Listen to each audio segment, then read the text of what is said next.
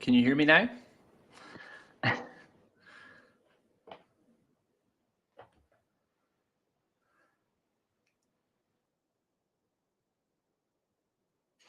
Everyone can hear me now? Perfect.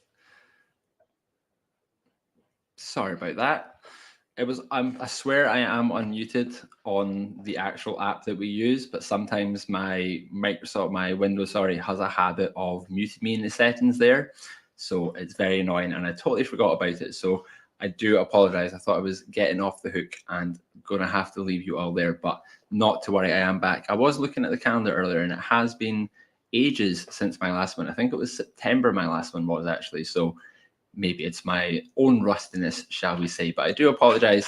You just missed the usual waffle in the intro anyway. I was just welcoming you all, but with the time that it took me to get myself unmuted, I've got plenty more people in the comments here, and thank you all very much for letting me know about the issue and that you can all hear me now as well.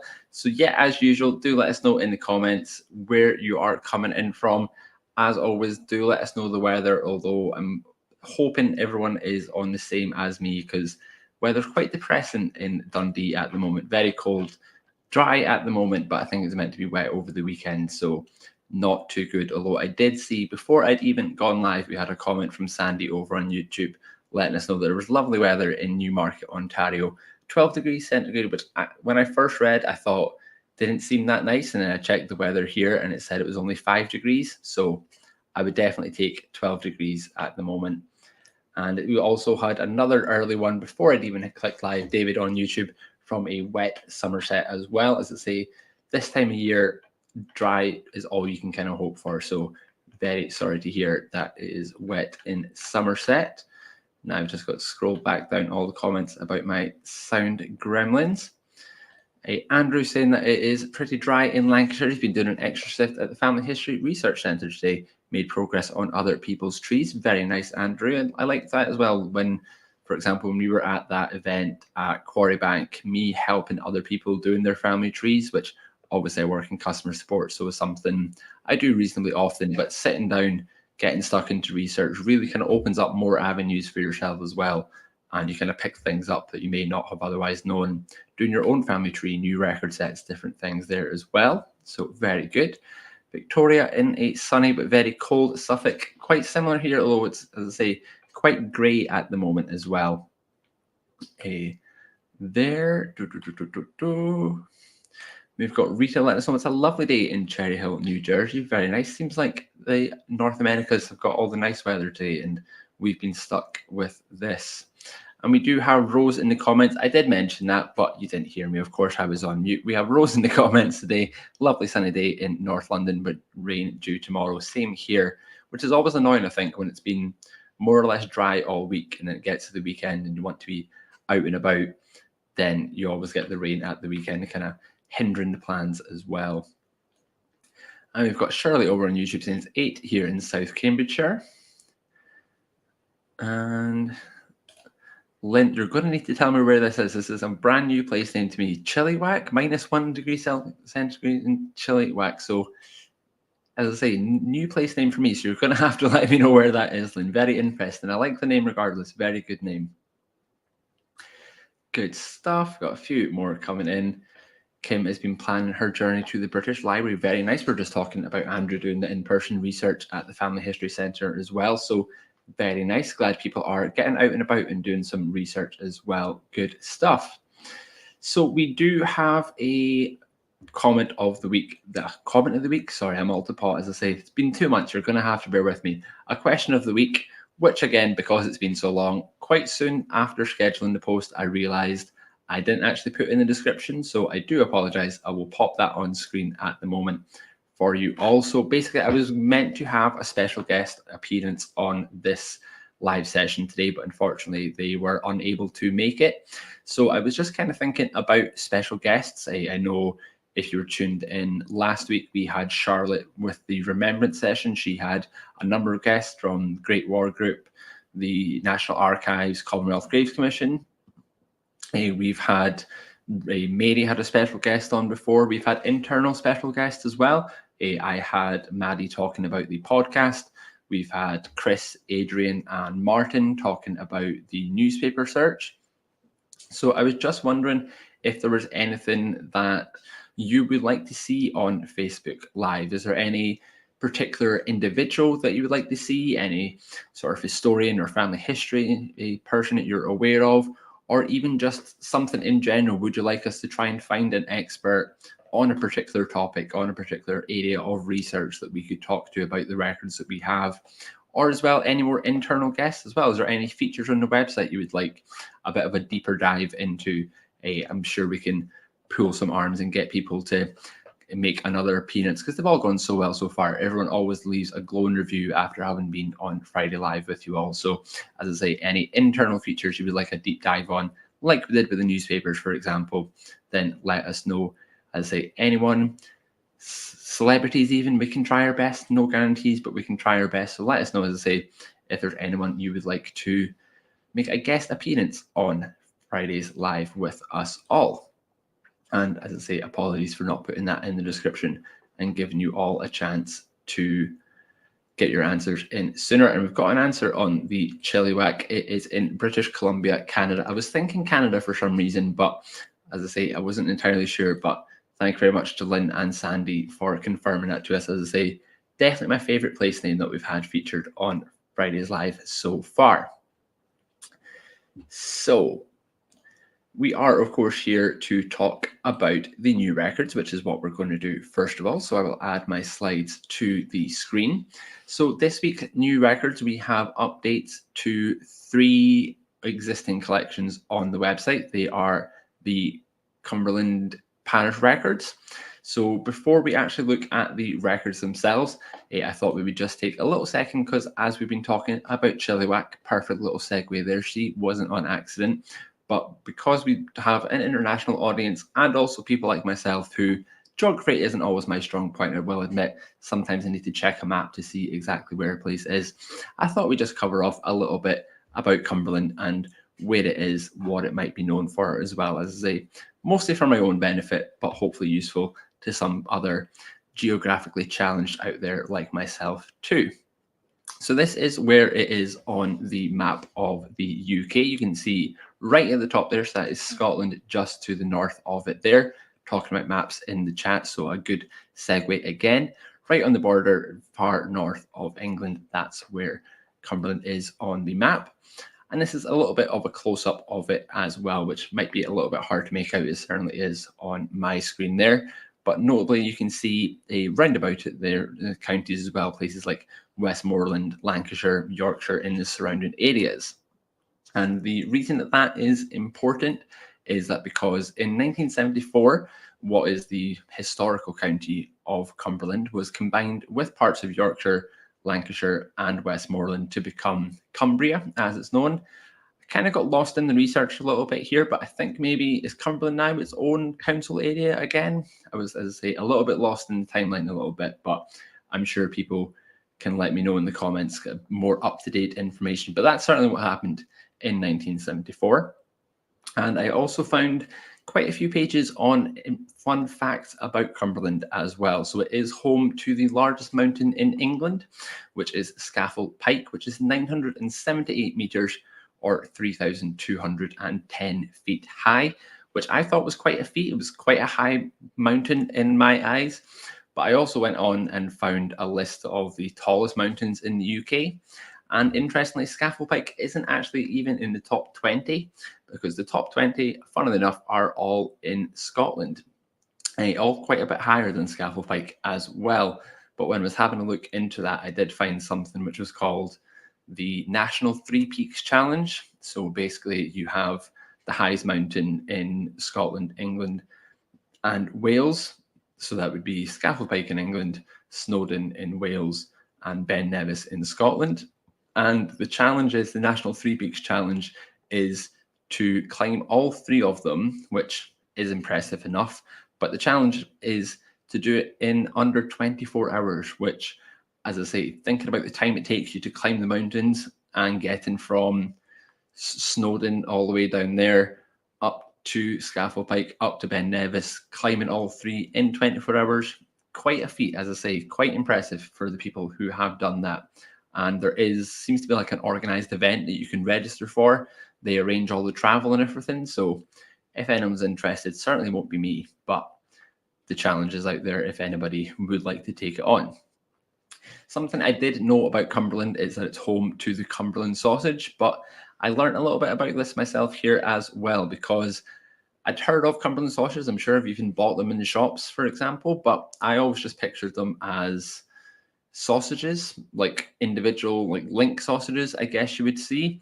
But when I was looking into it, these pictures of this big, long, coiled sausage kept appearing, which, as I say, I'd never seen before. But apparently, that is the sort of traditional way in which a Cumberland sausage is meant to be. Also, when I was, you can tell where my deep dive went into here, that Cumberland sausages apparently are the only sausage in the UK with protected geographical status, which means that in order to be kind of stamped with this, I think it's a PGI stamp they call it, in order to be stamped with this and being an official Cumberland sausage, it has to be produced, processed and prepared in Cumbria, has to have a meat content of at least 80%, which is a worrying stipulation if it's getting any lower than 80%. It has to include seasoning, and it has to be sold in a long coil, which is what you see on the left-hand side there. That was a picture I took from, I think it was like an online butcher shop kind of thing. So if you are interested in getting one in for the Sunday roast this week, you can get one of them from that website there. But as I say, Matthew, it certainly was news to me. I don't think I've ever seen that. And like I say, I'm familiar with Cumberland sausages, but the coil aspect was certainly news to me. As I say, had not come across that before. Do want to try it though, it does look pretty good. But on to the records themselves. So what has actually added? So we have got 65,000 new baptisms from 1508 to 1923, 62,700 new marriages from 1547 to 1975, and 68,200 new burials from 1566 to 1992. So as I always say, when we get an update like this, really nice to see those really early ones, like baptisms all the way back to 1508, but nice bringing it into a bit more modern as well. 1992, always good to have sort of more recent records online, especially the burials as well. A question we get quite a lot is, where can I find out where someone's buried, for example? So that is a nice little thing to have as well, can help with that side of things. Information-wise, they are quite typical of what you would expect of a parish baptism record, although it's on the more slightly detailed side, I would say. Certainly information such as the full baptism date, obviously quite typical, full name, but having both parents' names, not something you always see. As I say, quite typical, but mother's name, certainly a good inclusion in there, not something you would always see on there, but you've got the father's both names. The real nice thing to have is the mother's maiden name. Unfortunately, certainly on this particular example, it is the married name on there. But as I say, still a good addition, because with those names, you can, of course, then find them in the marriage records as well. And again, quite typical of a parish marriage record as far as the names, the date of the marriage. Something I do like on this one is that you've got full ages of both parties as well. Sometimes it'll just say like of age, for example, but you've got the full ages of both, and also the full father's names of both of them as well. So whether you had, like me, found the baptism first, then gone to the marriage, or found the marriage, you can work your way back to the baptism with the parents' names on there as well. And of course, not just the new records, we have newspapers as well. So we've got one new title this week, the Carrick Times and East Antrim Times, 1987, 1989, and in 1991 to 1999.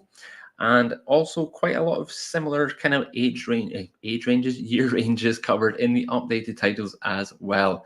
Things like the Edinburgh News, the Lurgan Mail, South Wales Daily Post, Ulster Star, all into the 90s and all right up to sort of 1999. So very nice indeed to see some more recent newspapers, as well as I say, the more recent parish records on the website as well.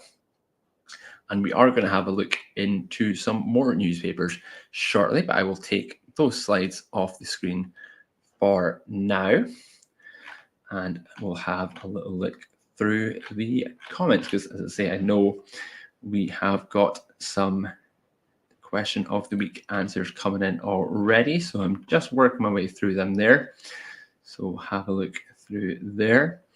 So Kim's saying that her cousin's actually done the 3-peak challenge about half a dozen times. That's very impressive.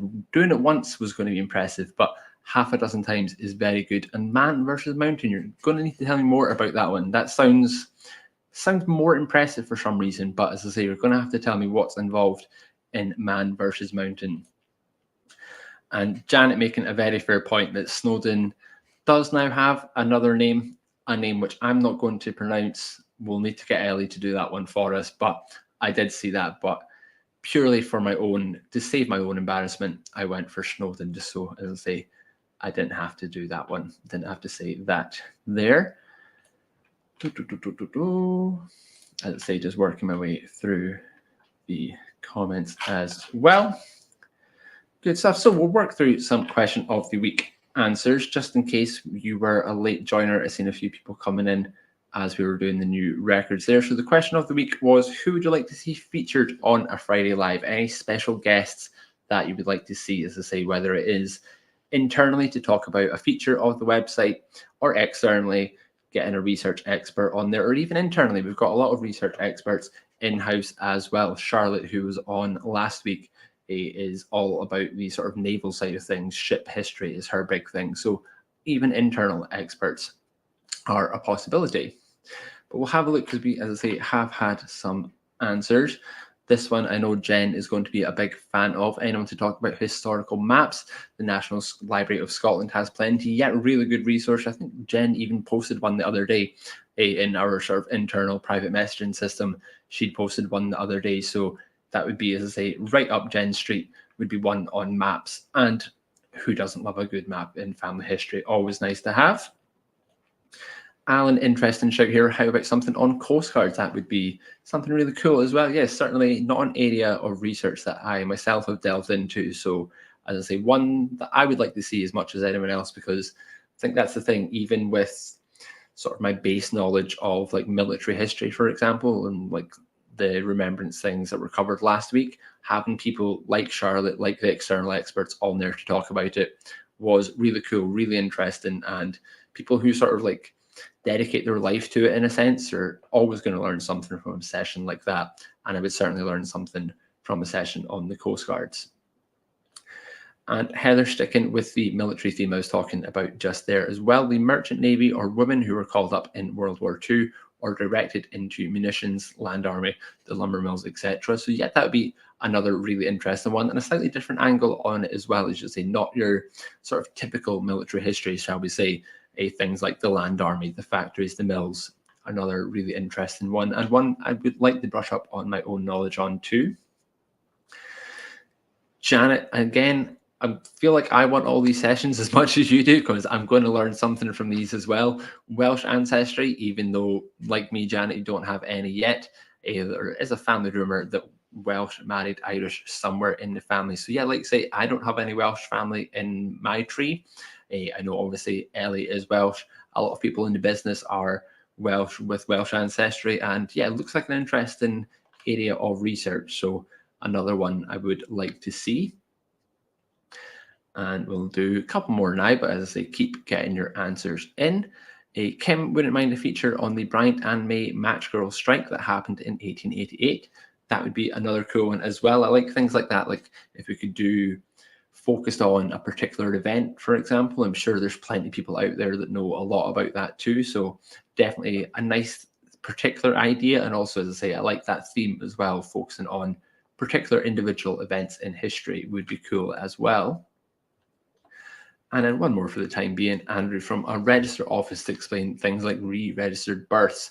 Yeah, that would, as I've said, broken clock here, but another one I would learn a lot from as well, because like you say, you see the records online, not always clear why these things happened, if there's two births for the same person or something like that. So one like that would be really interesting, and we've got a lot to learn from people that work in the register offices as well. Like I was mentioning about the experts that were on last week, these are people whose day-to-day is handling these records, so everyone's going to learn something from a session like that. So that would be really, really cool indeed. And perfect, as I say, we will leave the question of the week there. Definitely saying a frozen.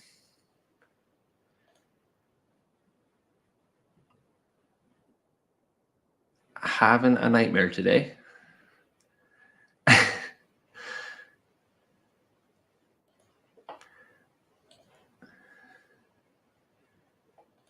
Am I okay? Rose is giving me the thumbs up. Still live. That's okay. Maybe just a little gremlin, as I say. My internet has been a little bit funny this week, so I do apologize there. As Rose says, if you do have any issues, feel free just to give me a quick refresh. If that's still not working, give us a shout as well.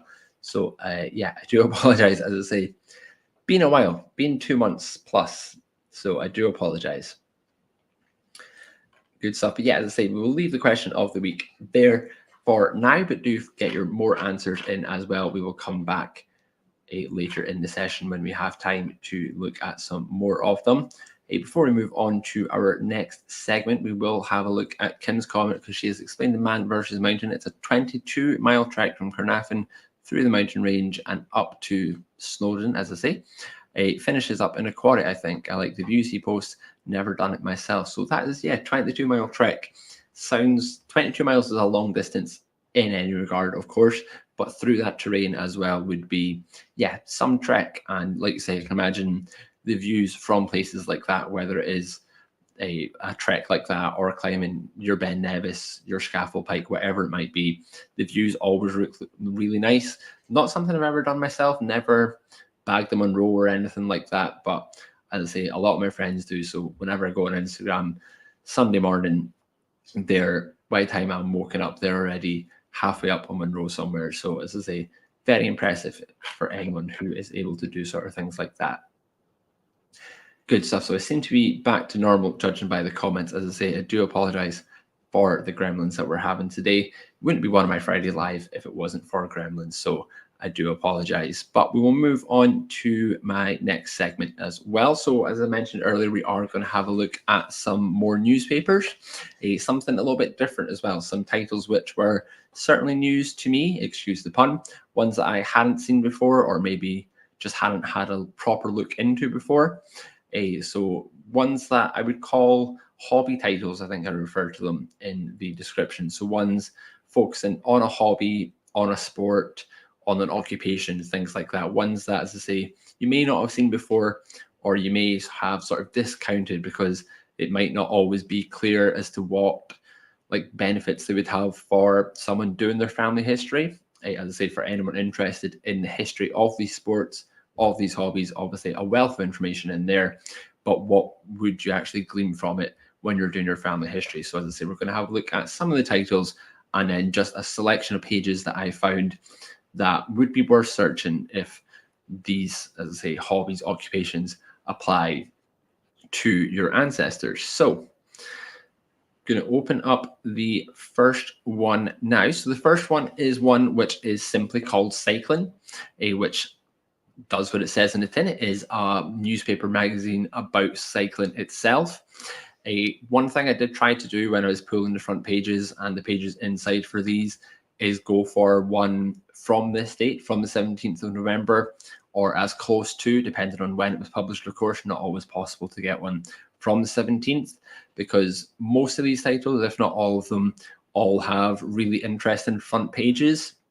And as I was opening Cycling, for example, as the first one, opening the front pages, I would just end up getting lost in the images that were on the front pages and struggle to do any work at the end of it and look inside them because I was so enthralled by the pages, by the images, sorry, on the front page. So this is the one, I think this one is from the 17th itself, or as I say, as close to as was possible. But I kind of lucked out because I got what was probably the coolest front cover that I'd found out of a lot of them there. Just in case you can't see it, I have zoomed into it a little bit here as well. This is basically a guy who's made some sort of a contraption to, he's got like what look like surfboards almost, two at the sides, one at the front, with a sort of propeller system at the back. And he's fixed all of this to a bike frame, and he's actually cycling across the Hudson River, which, as I say, I did look at quite a few front pages from this, but this was probably the coolest one that I'd found anyway. So I lucked out a little bit. As I say, front cover wise, even if what we're looking at inside the paper in a second isn't of interest, worth a look through the front cover as well. Really interesting, especially cycling's one of those things that when you see, obviously from the penny farthing into what we would consider a bike now, hasn't changed a ridiculous amount. When you see a lot of the pictures inside here, a lot of the bikes do look very similar to what we would know today. So as I say, really interesting, some really great pictures, really great illustrations in here as well. Not exclusive to this title, but a lot of the newspapers that I'm talking about there are built up quite a lot of adverts inside. Cycling, I think, Rose might correct me, but it's about 50 odd pages, I think it was. And a lot of those pages are full page adverts or a collection of adverts. So even those adverts are really interesting to see as well. So, but what else other than adverts would you find inside? So there is sort of typical, just general cycling news and information. This was from a page, I think it was titled something like Ladies Page or something. It was basically a whole page about ladies cycling. I think this is still largely true today, but women's bikes, like typical women's bikes, instead of having like the flat bar across the top of the frame, would have that sort of swoop down to from like the handlebars to the bottom of the seat post, would have, like you see in that picture there. And this was basically just a whole page about these bikes and about how women should dress when they're cycling, about women's cycling etiquette, different things. One thing that seemed to be quite a problem was because it was so easy to dismount one of these bikes, because you didn't have to like step over the back and everything there. So women could just simply leg over the pedal right off and be off the bike in seconds. So when they hit their destination, they were just simply jumping off the bike like this. And as you can see by the caption, quite hazardous and a practice that should be avoided, especially if you are with a cyclist, or worse, maybe a motor car behind you in the back as well. So as I say, that is the sort of thing typically that you would find in a paper like this. As I say, might not have any sort of real family history benefits to yourself, but really interesting, especially if you know your ancestor was a cyclist in the past. Then still some really great information in there, some general kind of context information in there for you.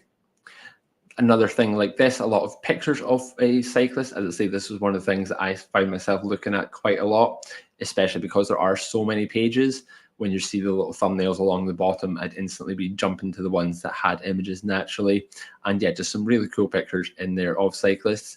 They are named in there as well. In the sort of a article bit in the middle, the people on the bikes and the photographer are named. One thing I would say about this, and also something I've kind of found to be true with other sporting titles as well, or other sports pages that you're looking for, is that quite often they will only provide a first initial and a last name, whether it's something like this where it's listing cyclists, or it's something like cricket scores, football scores, rugby scores, whatever it might be. Quite often, as I say, will just be first initial, last name. So if you are looking in this title, if you do know a cycling ancestor, maybe try the last name and see what is coming up first of all. But then family history wise, what could you expect to see? So this one page that I thought would be sort of really beneficial for the family history side of things, this was a page they called The World of Wheels, which I really liked, and another really cool illustration on there as well. So this was basically just a sort of roundup of cycling news from around the country. Some of it is just sort of general cycling news, so things about road repairs or how to cycle at night, what new developments there are in that world. But there are also things like, you are getting full names of people as well, like the Lantern Lecture that you can see. Mr. W.J. Pierce, with an address as well, was a well-known cyclist who was traveling the country doing a lecture on lanterns, I guess, old school cycling lights. So again, if your ancestor was involved in that side of things, you may well see them. Another thing, the article just below that, both in the wrong, that was just a quick recap of quite a tragic sounding accident where a child was unfortunately killed by a cyclist in a collision. So again, that is the type of thing which you would expect to see reported in like a local newspaper in the local pages, but you may get sort of more context about that in something like a cycling title or a dedicated title as well, whether it's a fishing boat accident or a cycling accident. With these sort of specialized titles, quite likely to be reported in there as well. So don't necessarily restrict your searches for events like that to a local title as well. And probably my favorite article that I saw in these pages was the one on the very top right there. A cyclist for 63 years. Mr. W. Marchant of Paddington claims to have been a cyclist longer than any other living man. He began riding in 1848. That one was from 1911, that article was. So 63 years he claimed to be cycling longer than any living man, which might be true. It remains to be seen if Mr. Marchant was ever proven to be correct or not. But as I say, highly possible, I suppose. 1848 to 1911, 63 years. Highly, highly possible, as I say.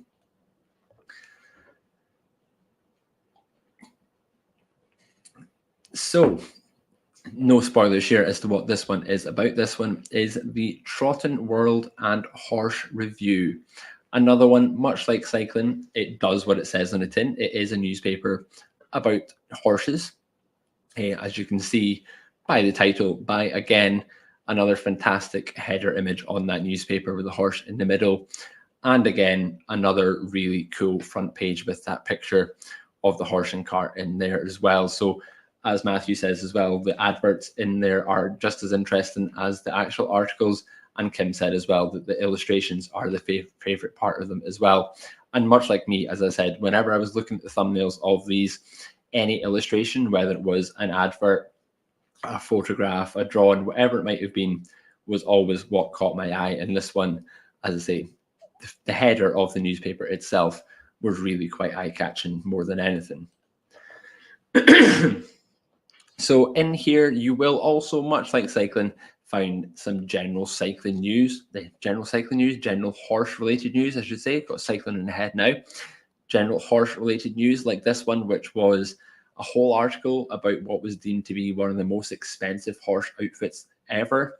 It just goes on to list about what the horse had in terms of coolers, breezers, blankets, sheets, whatever else is involved in owning a horse. One of the most expensive ones.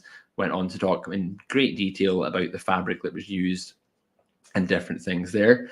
As you say, quite general horse news, but people are also named in that as well. The owner of the horse in this case is the one who is named in the article.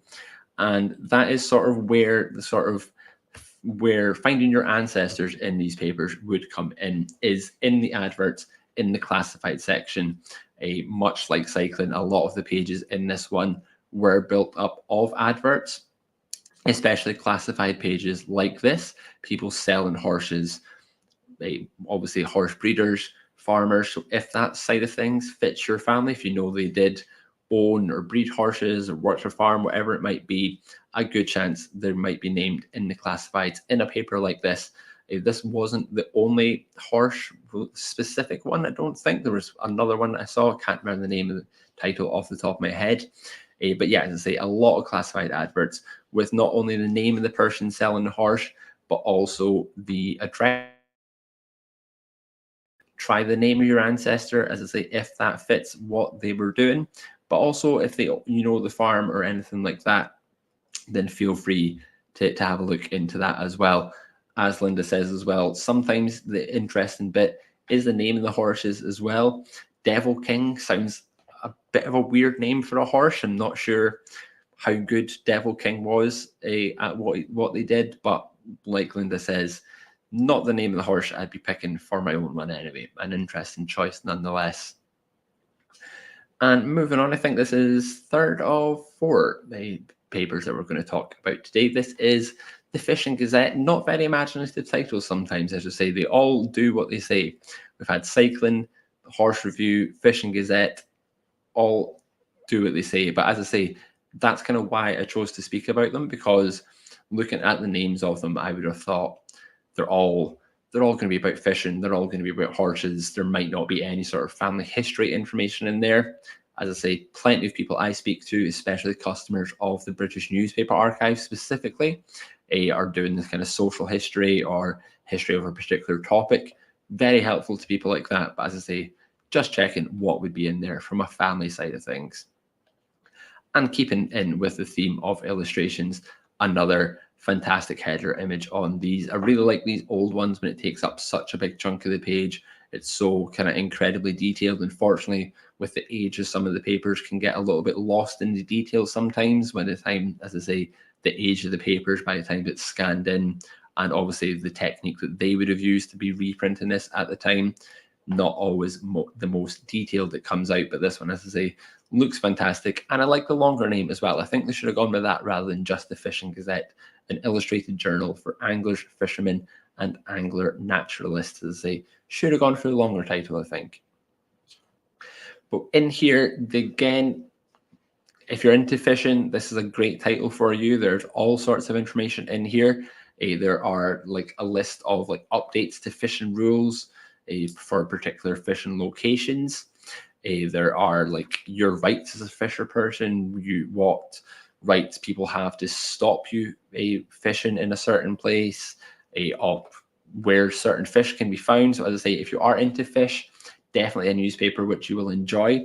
But also if your ancestors were into fishing, then another good title as well. The main thing in here is the sort of letters to the newspaper segment. For example, this is one that Mr. Thomas Cornish from Penzance wrote in about finding swordfish in the English Channel. Interesting topic, but as I say, if your ancestor was into fishing, I know I've got plenty of old census records where my ancestors' occupations were fishing in some regards, fishermen, and as I say, related at least. So I'll need to have a look in here to see if there were any in there. But as well as the person writing the newspaper, writing to the newspaper, I should say, they will quite often name someone else as well.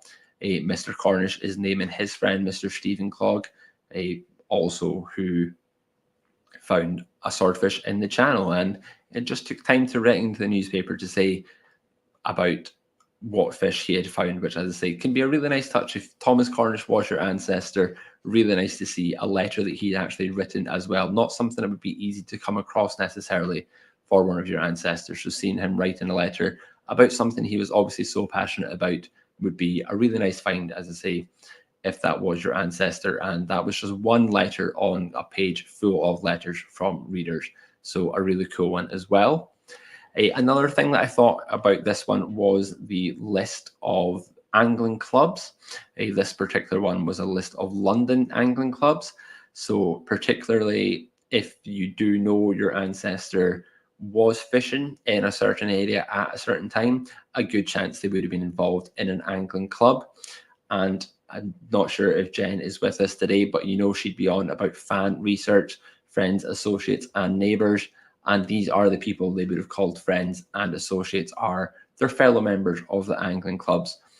My particular favourite thing about this was the list of addresses where the angling clubs met, particularly the fact that they all met in pubs, more or less. I think I saw one or two coffee shops or coffee houses, but more or less everyone else was meeting in a pub, which I like the idea of. The fishing itself, maybe not so much, but the pub aspect sounds quite cool to me. So as I say, a nice thing to have as well. If you know your ancestor lived in one of these areas and was fishing at the time, then a nice little thing to have, maybe knowing what club they would have been a member of, who else would they would have called a friend in that club. Because as well as the list of the clubs, there was also sections about updates with clubs as well. People being made president, people stepping down as president, becoming secretary, whatever it might be. So if they were involved in the club, they may also be named in the paper for those reasons as well. And my last newspaper title today is the Musical Hall and Theatre, another very imaginative title. No guesses as to what this one includes. This is definitely not the only music or theatre related title that we have. There's plenty more online. I'm sure we've spoken about a few of them in the past year as well. So as I say, not alone there. And I know from previous question of the week that we have had quite a few of you with sort of artiste ancestors as well. So one, as I say, of the other ones that we've mentioned, obviously you've got the spear, the picture goer, those kind of more well-known ones, shall we say. But one that had gone under my radar anyway, I hadn't seen this before, but much like the other ones, a wealth of information to be found in here. Jump the gun a little bit. So again, fantastically detailed illustration on the front of it there. That was Mr. Sam Adams, who was a theatre manager in London. I was having a look at the actual article about him itself, and I quite liked this section of it as well. Saying that his chief characteristics are unfailing good nature and pleasant courtesy to all. Something that I really liked was that it said that they suppose Sam can frown sometimes, but I've never seen him do so, and a nameless horror seizes them at the thought of encountering a frown upon him, as the very novelty and strangeness of it would make it more terrible. So I was reading this and I was thinking, oh, that's nice. Mr. Adams sounds like a really nice guy. Then the cynic in me thought, was he actually a nice guy? Maybe he's commissioned a bit of a puff piece for himself in a paper like this, maybe a bit of a reputation saver. As I say, just the cynic in me, but a nice phrasing nonetheless. As I say, a nameless horror seizes them at the thought of seeing this gentleman frowning. As I say, maybe I'm just being cynical. But as with all the other sort of theatrical musical titles in here, the main thing that you're going to see is reports about plays, about musicals, and the people who were involved in them.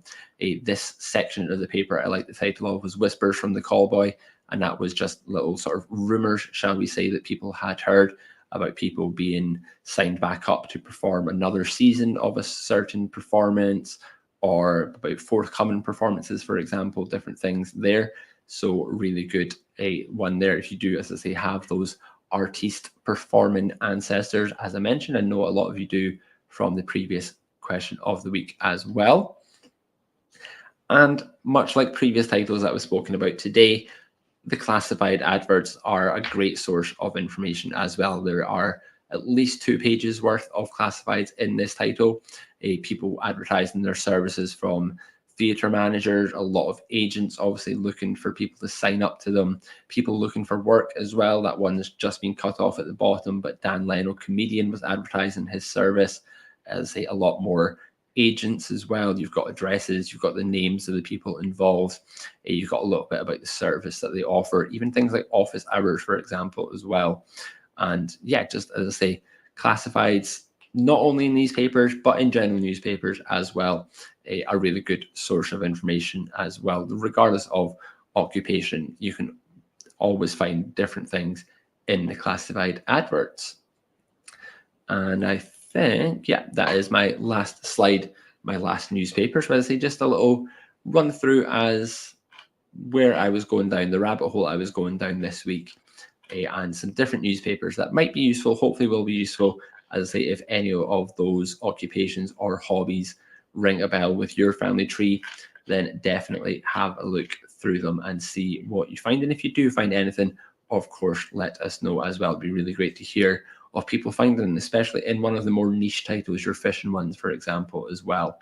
It would definitely be an interesting find.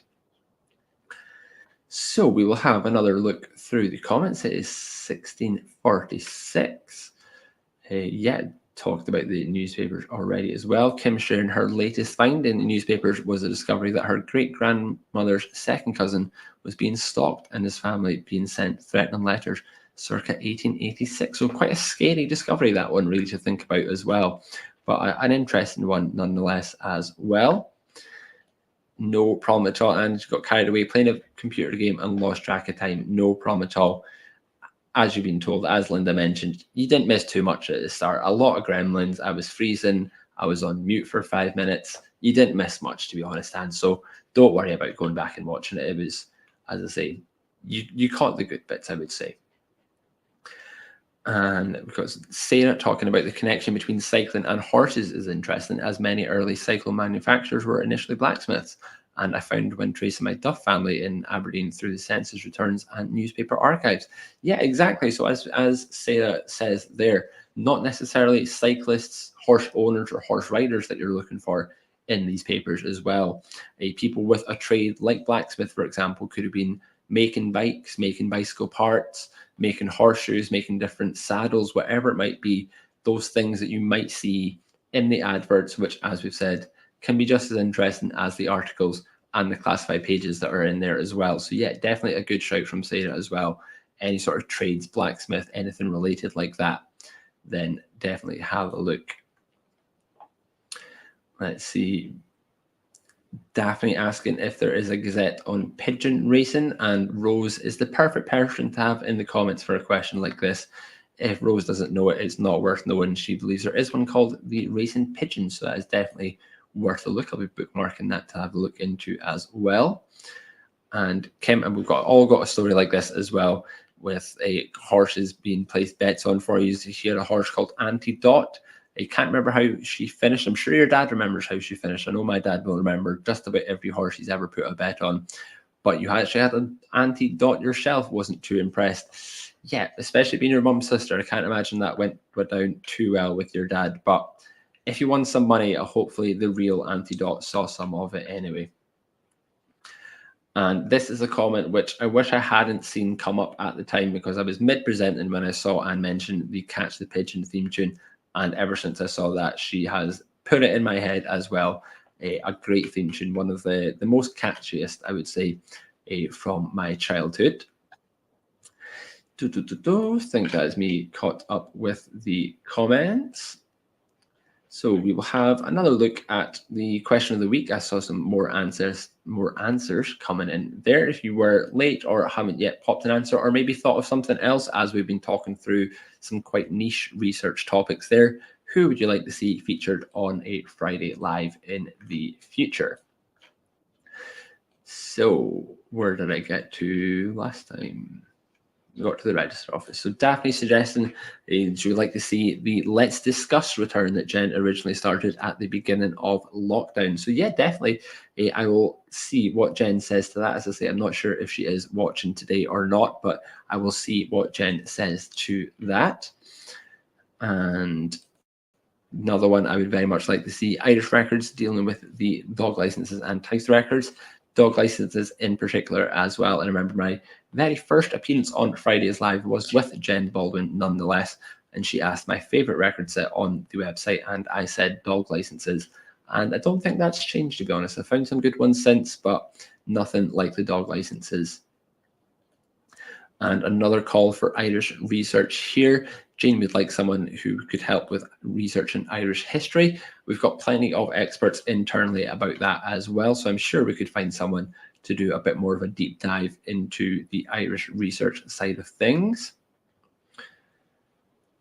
And Matthew, another good one here that we could have someone talk about early genealogy sources such as manorial records or IPM, also court records. So yeah, another good one, and again, one I would like to see, because I've not got that far back in my family history, so I don't always get a chance to look at those kind of records.